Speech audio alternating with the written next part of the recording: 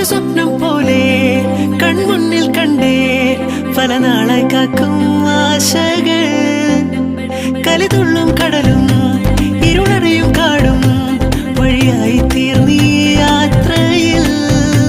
അനുരാഗം തോന്നിപ്പോയ അവരെന്റേതാകും പോലെ അപരാധം എന്നും നേരില്ലല്ലോ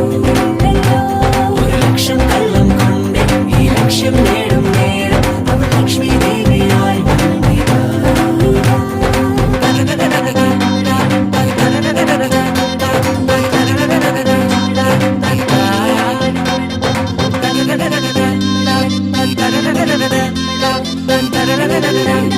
Bye.